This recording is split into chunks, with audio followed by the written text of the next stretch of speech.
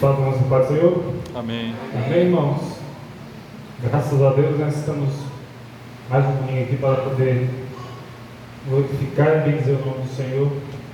Primeiramente, as crianças estão liberadas, né? O culto aqui ao lado.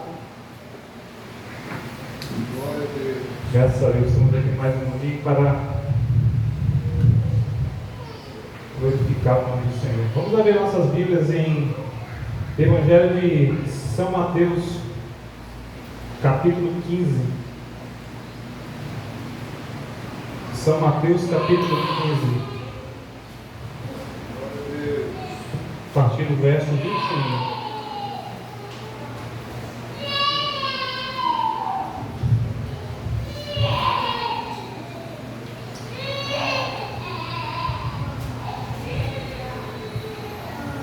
Tem como título A Mulher Cananeia, passagem sobre a mulher cananeia. Um texto bastante conhecido, né, irmãos? No meu último sermão aqui eu preguei sobre a mulher pecadora, né? Está pensando a mulher cananeia agora. Quase uma sequência, né? Amém, irmãos? Vamos lá então. Mateus capítulo 15, verso 21. E partindo Jesus ali, foi para as partes de Tiro e de Sidom, e eis com a mulher cananeia, que saíra daquelas cercanias, clamou dizendo: Senhor, filho de Davi, tem misericórdia de mim, que minha filha está miseravelmente endemoniada. Mas ele não lhe respondeu palavra. E os seus discípulos, chegando a ele, rogaram-lhe dizendo: despede-a, que vem gritando atrás de nós. E ele respondendo disse: eu não fui enviado senão as ovelhas perdidas da casa de Israel. Então chegou ela e o adorou, dizendo: Senhor, socorre-me. Ele, porém, respondendo, disse: não é bom pegar o pão dos filhos e deitá-lo aos cachorrinhos? Ela disse: sim, Senhor, mas também os cachorrinhos comem das migalhas que caem da mesa dos seus senhores.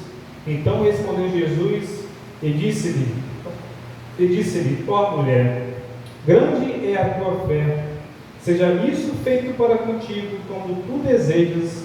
E desde aquela hora a sua filha ficou sã. Vamos orar. Santo Deus no céu, te dou graças, Deus, por mais uma vez estar aqui na tua presença, na tua casa, na tua igreja, juntamente com o teu povo, Deus, por mais uma vez, Deus, estar ministrando a tua palavra, ministrando as tuas santas escrituras, Senhor. Peço a tua graça, a tua misericórdia esteja conosco, que possamos estar mais uma vez aqui, aprendendo um pouco mais de ti, Senhor, um pouco mais da tua palavra, meu Deus.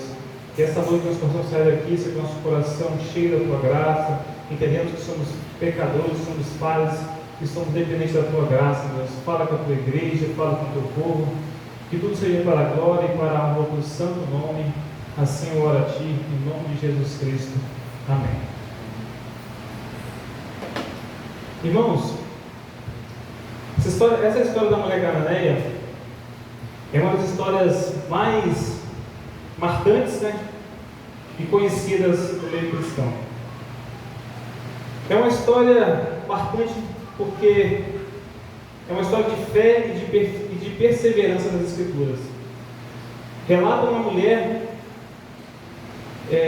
que chegou até os pés de Cristo com uma situação muito complicada.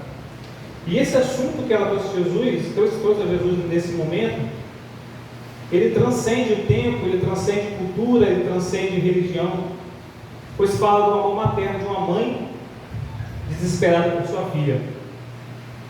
E esse amor materno de uma mãe são sentimentos universais. Qualquer cultura, qualquer lugar do mundo, o amor de mãe é universal. Então essa história ela transcende qualquer situação local, regional. Aonde você lê essa história, alguém vai se assemelhar a ela, porque fala de uma mãe desesperada de uma situação que a sua filha estava vivendo. Essa história dessa mulher cananeia não é apenas um relato de um milagre, mas é uma profunda lição sobre fé, perseverança e principalmente humildade diante de Deus. Diante daquela dificuldade, diante das dificuldades da vida, muitas mães vão se identificar com essa mulher, pois enfrentam desafios do seu dia a dia que parece não ter soluções. Algumas vezes seus filhos presos em vícios, em caminhos errados, em sofrimentos emocionais ou espirituais, e clamam a Deus por libertação, por seu filho, por sua família, e uma transformação do seu lar. Assim como essa mãe cananeia, nós aprendemos que a fé verdadeira não se abala diante do silêncio, dos obstáculos ou das respostas inesperadas. Não se abala com essas coisas. E essa passagem, irmãos, nos ensina que a oração perseverante de uma mãe tem poder, que Deus ouve o clamor daqueles que se humilham diante dele, que sua misericórdia não conhece barreiras. E independentemente da origem, da condição ou do histórico de vida, Deus responde a uma fé genuína. Deus responde a um coração contrito. A Bíblia fala que um coração contrito Deus não rejeitará. Um coração que entende com a sua consciência que está diante de um Deus que pode prover, Deus não desprezará. E não foi diferente dessa mãe, dessa mulher. Hoje, irmãos, vamos refletir sobre essa história. Somos convidados, então, nesse momento, a confiar, a persistir e nos render diante do nosso Deus, sabendo que Ele tem o poder de transformar qualquer situação, qualquer coisa que podemos estar passando. Mas antes, irmãos, de adentrar diretamente ao texto, eu gostaria de mostrar um pouco do contexto histórico e cultural dessa relação com o povo judeu e com o povo cananeu que se passava. Salomão, coloca o texto que eu te falei, né? Deuteronômio 7, por favor. Deuteronômio 7, verso 1. Irmãos, naquele tempo, os judeus e os cananeus viviam em constantes rivalidades. Os cananeus eram descendentes dos antigos habitantes da terra de Canaã. Os cananeus eram descendentes da terra de Canaã, que haviam sido condenados por Deus devido à sua idolatria e práticas religiosas pagãs, incluindo sacrifícios humanos e cultos a divindades como Baal e Astarote. Esses eram os costumes do povo cananeu. Aqui, Deuteronômio 7. Vou ler para os irmãos, peço que os irmãos acompanhem. Vai ser bem rápido para a gente não devagar muito o texto.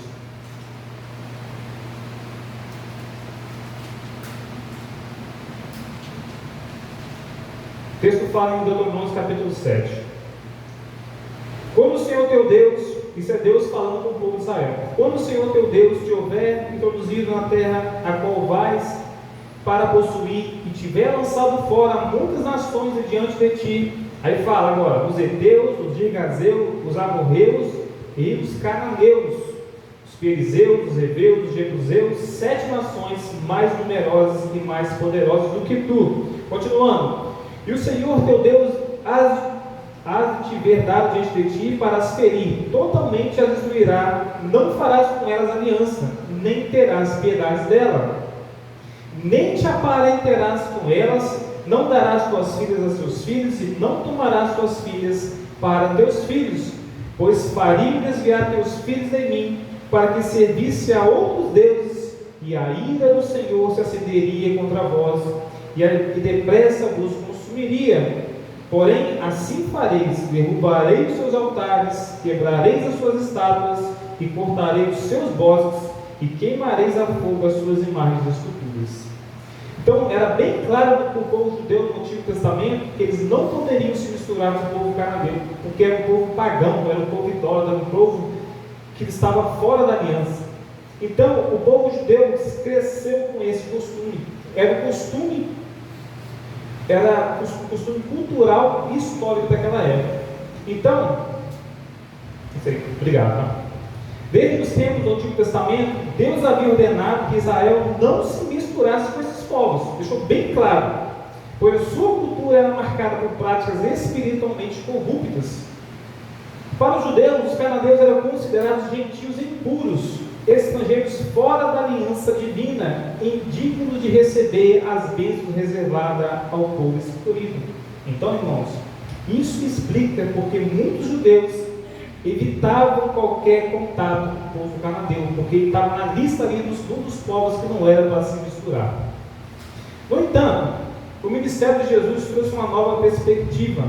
A graça de Deus, ela não se limitava a Israel. Deus veio para Israel, era o povo escolhido, era o povo eleito para nascer o Salvador, mas ele veio para salvar a humanidade. Ele veio para tirar exatamente as nações dessa escravidão espiritual, desse mundo que desse povo vivia em densas trevas, idolatria e paganismo. Então ele estaria disponível a todos que crescem, independente da sua origem. Deus não fazia essa distinção.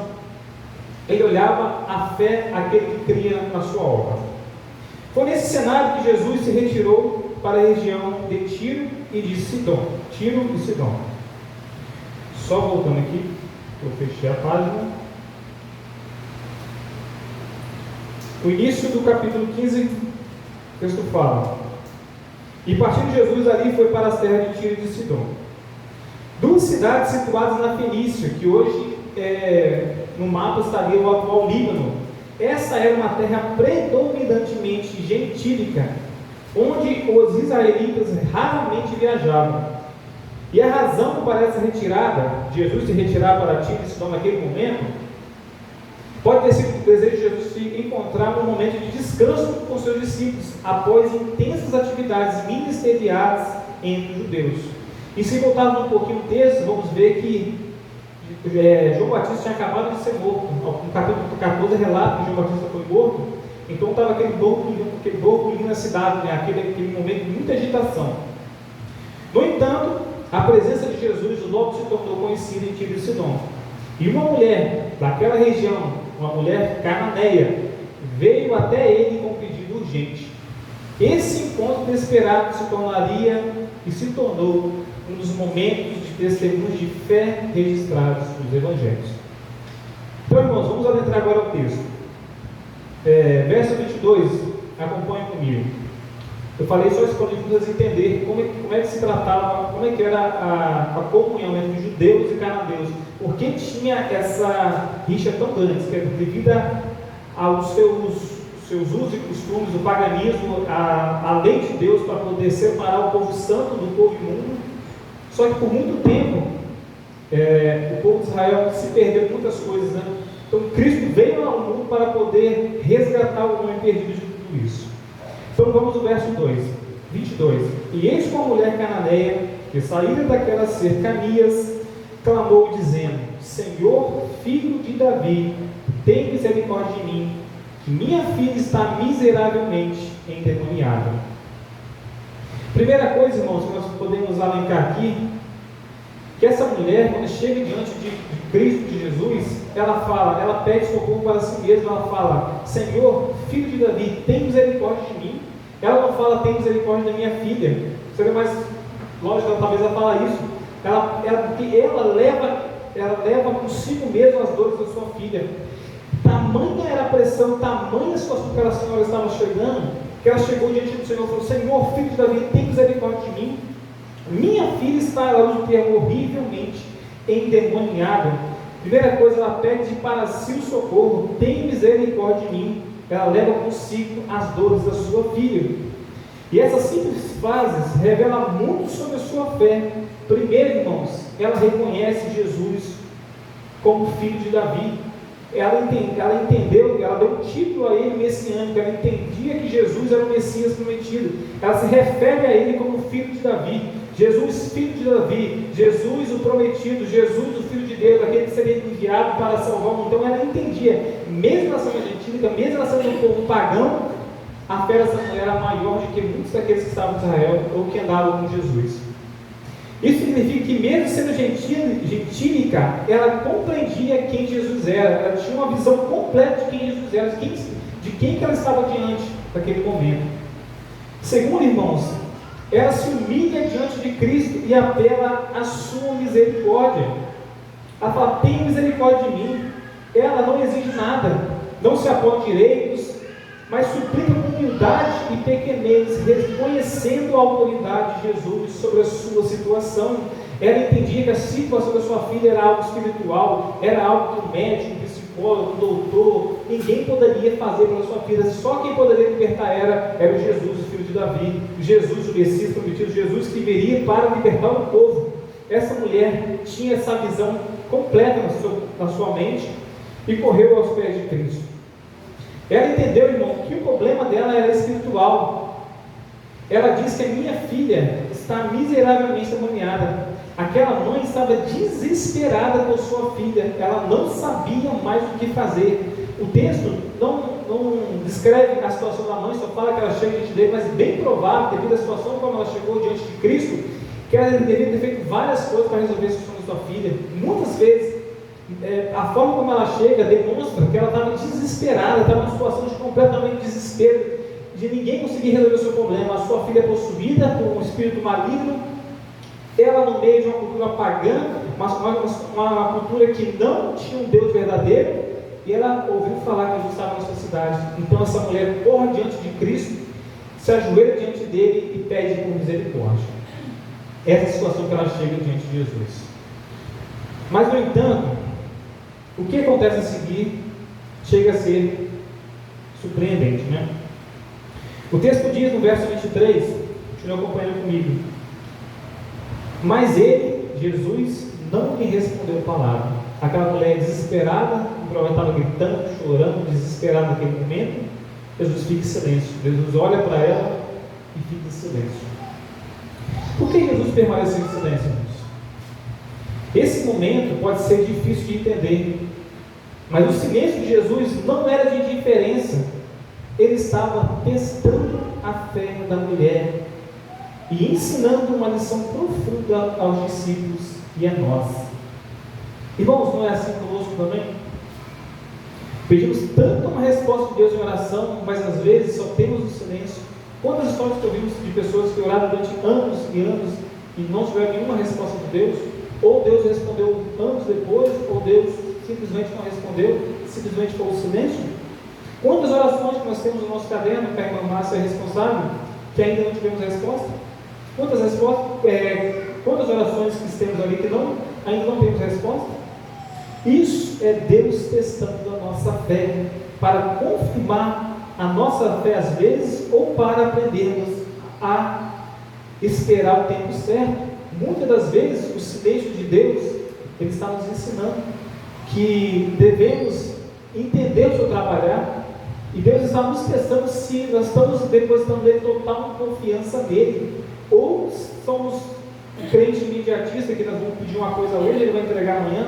Se não for feito da nossa vontade, nós vamos ficar tristes, nós vamos ficar desanimados, vamos sair da igreja. Eu vi esse pregador tem um monte no Instagram, né?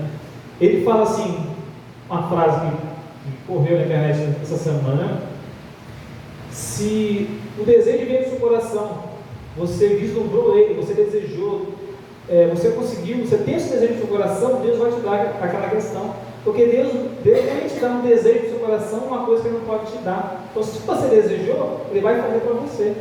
Ele faz uma aplicação totalmente errônea, né? De que nossa vontade vai ficar acima de Deus, né? Como se nossos desejos, como se Deus não tivesse uma visão superior sobre nossas vidas, né?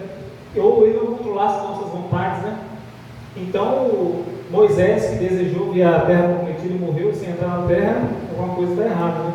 Desejou tanto ver a terra que só pôde ver a terra prometida, não pôde entrar na terra prometida. O pastor também equivocado, né? Mas tem muitos seguidores dele, né? O negócio não é brincadeira, não. Continuando, irmãos. Esse silêncio, então, não significa que ele não se importa, mas muitas vezes ele usa esse tempo para nos ensinar a confiar ainda mais nele. Irmãos, e a gente continuar no verso 23, e os seus discípulos, chegando a ele, rogaram, dizendo: despede-a, porque ela vem gritando atrás de nós. Então aquela mulher desesperada, gritando por essa filha, Jesus em silêncio, os discípulos falavam: Jesus, despede essa mulher, essa mulher está desesperada, fazendo vexame aqui na rua, olha a vergonha que estão passando aqui. E os discípulos de Jesus fizeram um obstáculo para essa mulher chegar até Jesus. E vendo a insistência da mulher, os discípulos intercederam, mas não por compaixão da mulher, e sim para que Jesus a despedisse, mandasse essa mulher embora, calasse essa mulher que está ali desesperada. Talvez os discípulos, vendo o silêncio de Jesus, pensou que Jesus estaria desprezando aquela mulher e falou essa resposta para Jesus: Jesus, espera essa mulher. Se Jesus está em silêncio, não está dando uma atenção para essa mulher, eles falaram esse absurdo. Isso reflete, irmãos, o pensamento comum dos judeus da época, que vendo aquela mulher que era uma cananeia correr até Jesus, eles tinham na cabeça que os gentios não eram dignos da atenção do Messias, mas os judeus entendiam que aquela mulher era uma pecadora, era uma miserável, não tinha nenhuma autoridade e não poderia estar diante do mestre deles. Mas Jesus tinha um propósito maior naquela situação. Então, no verso 24, ele responde: e ele respondendo disse: eu não fui enviado senão as ovelhas perdidas da casa de Israel. Jesus então, ele lança essa palavra procurando ver a reação da mulher, se ela iria desistir do seu pedido. Isso parecia um obstáculo intransponível. A mulher desesperada gritando, os discípulos mandando ela ficar calada, Jesus em silêncio, Jesus dá essa resposta para a mulher, mas a mulher não se intimidou. A fé dela, o desespero dela, era tamanha dor, tamanha situação que ela estava passando, que ela falou assim: é hoje que eu resolvo esse problema, é hoje. Se hoje o mestre está na minha cidade, se hoje Jesus está aqui no meu caminho, então é hoje que eu vou salvar a minha filha. É hoje que a minha resposta vai ser ouvida. Eu fico refletindo a situação daquela mulher. Imagina quantos anos, quanto tempo que ela ficou naquele desespero, numa cidade completamente em trevas, em pecado, sem luz nenhuma. Aí naquele dia, naquele momento, o próprio Deus passa na sua cidade. O próprio Deus chega na sua cidade. Então aquela mulher fala assim: é hoje que resolve. É hoje que minha filha está endemoniada, que está nessa situação de tamanha trevas, tamanha situação de dificuldade. Ele pode salvar, Ele é o único que pode salvar minha filha. Então essa mulher, ela não vê obstáculos, ela não vê a atitude dos discípulos, ela não vê a atitude, talvez, de Jesus de silêncio naquele momento. Ela pensa assim: hoje eu vou resolver a situação da minha filha, e quem pode estar resolvido está na minha frente. Então ela fez igual Jacó, né? Agarrou no anjo e falou assim: sai daqui, se o Senhor me abençoar, se o Senhor me abençoar, eu não vou deixar de insistir, de gritar, porque eu preciso salvar minha filha. E mesmo diante desse aparente não, a mulher se aproxima, mas agora, irmãos, ela adora Jesus, ela reconhece Ele como Deus, como Senhor. Ela fala, no verso 25, então chega a Ele e o adorou, e disse: Senhor, socorre-me. Ela reconhece que Jesus é o próprio Deus, ela tece uma oração, ela se prostra diante dele, e pede pela sua filha, pede pela vida da sua filha. Então aqui vemos, irmãos, que a sua fé está intensificando, ela está só aumentando, ela está numa situação tamanha de dor, de tristeza, que o único caminho que ela tem é Jesus. Ela já não usa títulos messiânicos, nem fica tentando justificar, chamando Jesus de filho de Davi, apenas se coloca diante dele e clama por ajuda.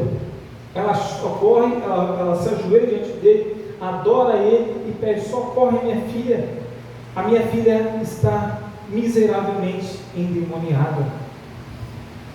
Mas o que Jesus faz? No verso 26, Jesus aperta mais um pouco a situação. No verso 26, o texto fala: ele respondendo disse: não é bom pegar no pão dos filhos e deitá-lo aos cachorrinhos. Ele vê aquela mulher na sua frente, desesperada, chorando, pedindo por socorro, e ele fala para ela: não é bom pegar o pão dos filhos, se referindo aos judeus, ao povo de Israel, e deitar aos cachorrinhos. Por que ele refere ela a cachorrinho? Essa frase, irmãos, exigia muita humildade para ser aceita. Por quê? Os judeus costumavam chamar os gentios de cães, da forma pejorativa, se referia ao povo pagão, ao povo gentil, como cães, como pessoas. Cães naquela época tinha essa visão de hoje. Tem cães em casa, coisa do livro. Cães era uma coisa bem à margem da sociedade. Mas Jesus, ele usa aqui um diminutivo no grego, que chama a palavra kinaion, que significa cachorrinhos. Ele suaviza mais a palavra, dando uma conotação mais suave à palavra. Eles estão testando a fé da mulher, e estavam testando a fé da mulher naquele momento, quando ele se refere a ela, e não a desprezando. Ele fala: não é bom pegar o pão dos filhos é o povo de Israel, e deitar aos cachorrinhos, ao povo cananeu, ao povo que não é o povo da promessa. Mas aí vem a resposta da mulher, que ela não desiste não. Aquele dia ela tem que resolver a situação dela. Verso 27 ela responde: sim, Senhor. Sim, Senhor, porém os cachorrinhos comem das migalhas que caem na mesa dos seus donos. O que ela quer dizer com isso? Sim, Senhor, eu sei que eu sou um cachorrinho, né? Eu sou uma cananeia, meu povo é pagão, não servimos ao Deus de Israel, somos um povo idólatra, estamos completamente perdidos, mas eu tenho fé que o Senhor é Deus, o Senhor é o Salvador. E se somente uma migalha me der do que o Senhor dá para os seus filhos, uma migalha, a minha filha será restaurada. A fé dela é tamanha, que ele disse assim: se uma migalhazinha desse homem, que é Deus, que cuida desse povo, a forma que ele cuida, que a história de Israel todo mundo conhecia, os povos em volta conheciam, se uma migalha cair, minha filha será restaurada. Não preciso de muita coisa não, preciso só da sua atenção, só desse momento. Uma migalha será restaurada. Ela tinha fé, ela acreditava. Então, irmãos, ela não se ofende, ela não desiste, ela fala: tá bom, eu sei que o Senhor veio para o meu povo, mas deixa cair só uma migalhinha. Ela fala: deixa cair só uma migalha, porque eu tenho fé que só um grãozinho do seu poder vai salvar minha filha, vai restaurar minha filha. De tamanha a profundidade que a filha dela estava. Em vez disso, irmãos, ela demonstra uma humildade, uma confiança, reconhecendo que até uma migalha da graça de Deus seria o suficiente para transformar a sua vida. Suficiente.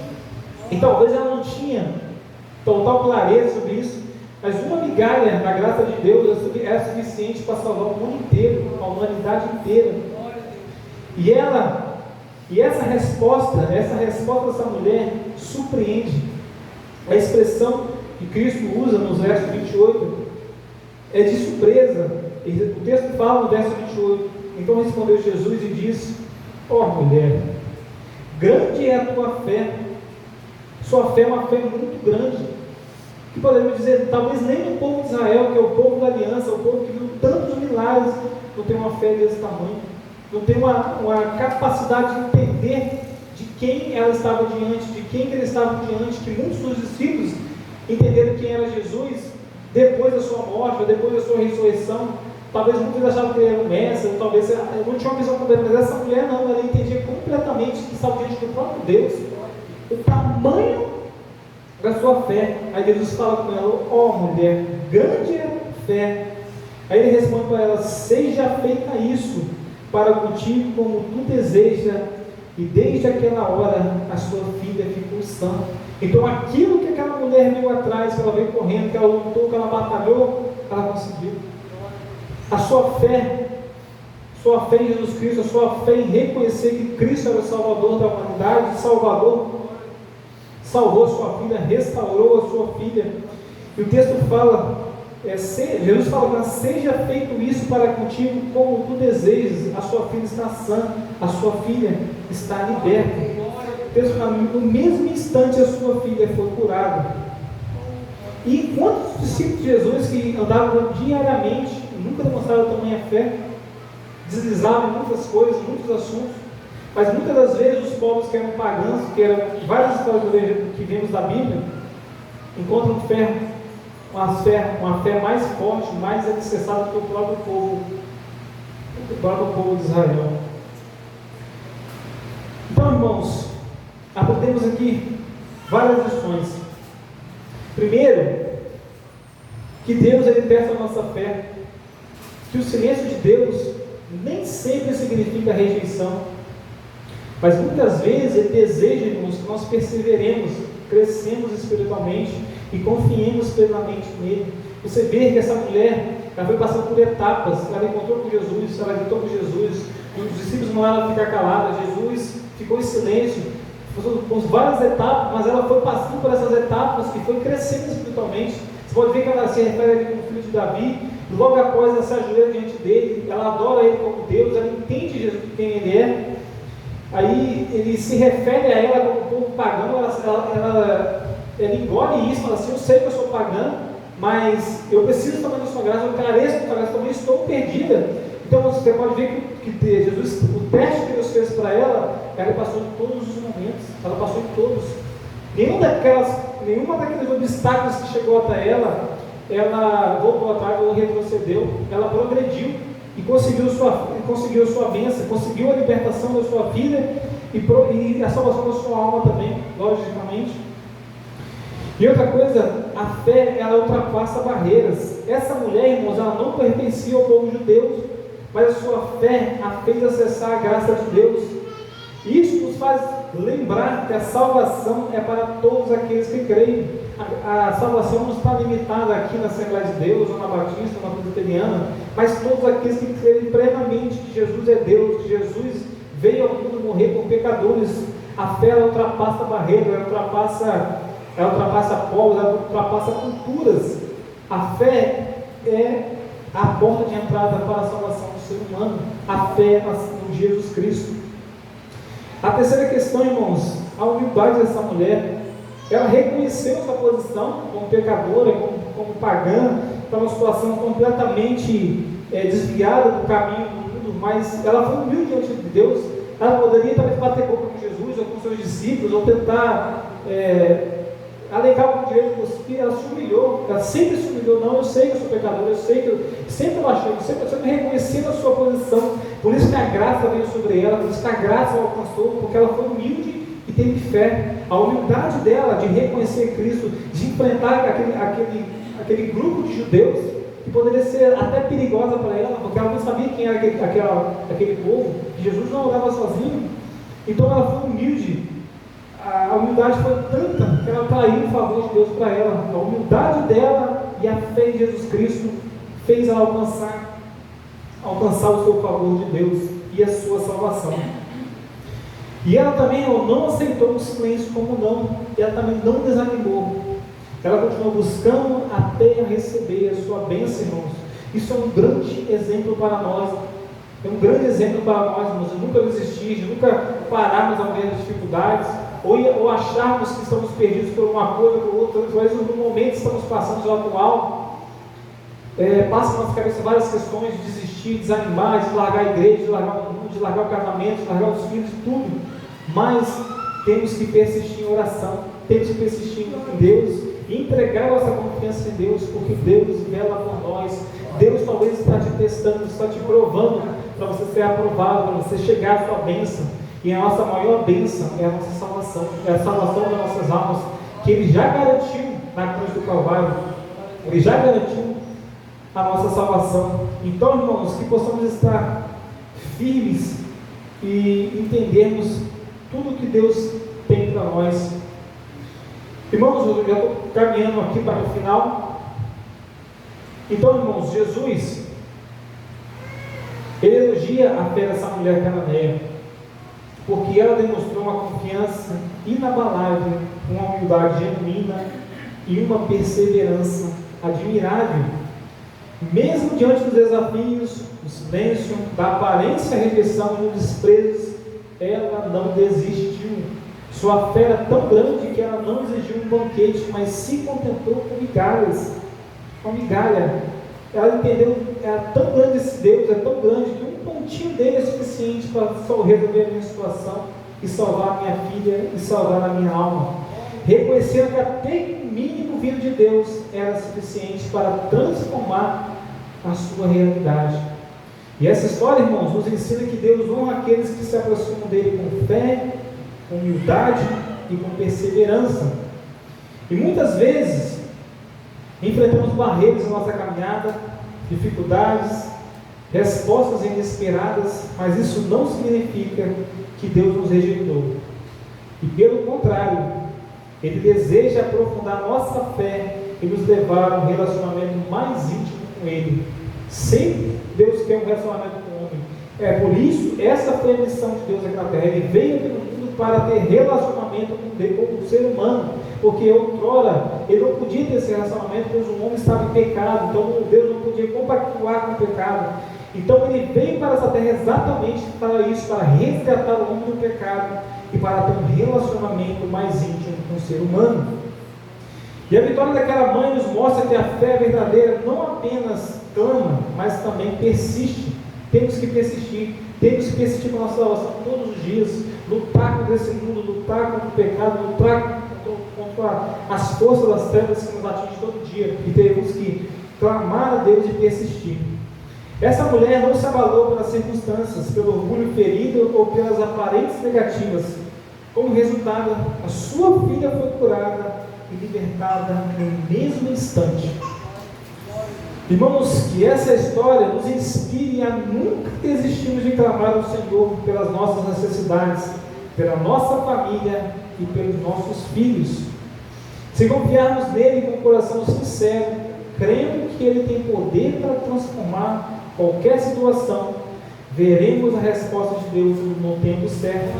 Como Jesus disse para aquela mulher: mulher, irmãos, grande é a tua fé, seja feito como desejes. Que também possamos ouvir essas respostas em nossas vidas. Amém, irmãos? Graças a Deus. Essa é a mensagem que eu tenho essa noite. Amém? Vamos orar. Pedir para os irmãos do louvor, se já tiverem como repetir aquele louvor, a coroa, tem como vocês cantarem novamente. Amém, irmão Felipe? Vamos orar. Senhor dos céus, te dou graça, Deus, por mais uma vez na tua presença. Agradeço pela tua palavra que pregada nessa noite, pela tua graça, tua misericórdia. Que possamos estar firmados em ti a cada dia, aprendermos, estarmos com o coração aberto, humilde, perseverante, persistimos na nossa fé, na nossa salvação, para que cada dia possamos crescer em graça, em humildade, em perseverança, e crescer na graça do Senhor, Senhor, que o Senhor possa nos achar, Senhor, em oração, com o coração contrito, coração aberto, fugindo do mal, fugindo do pecado, Deus, fugindo de tudo aquilo que nos embaraça, Deus, a nossa comunhão contigo, que possamos estar firmados em ti a cada dia, Senhor, abençoa o teu povo, abençoa a tua igreja, para que cada dia possamos estar firmados em ti, e nunca desistir até aquele grande dia que o Senhor irá de vir buscar teu povo, Deus, e completar a tua obra. Obrigado por tudo, por essa noite, que tudo seja feito para a glória do teu nome, em nome de Jesus Cristo. Amém.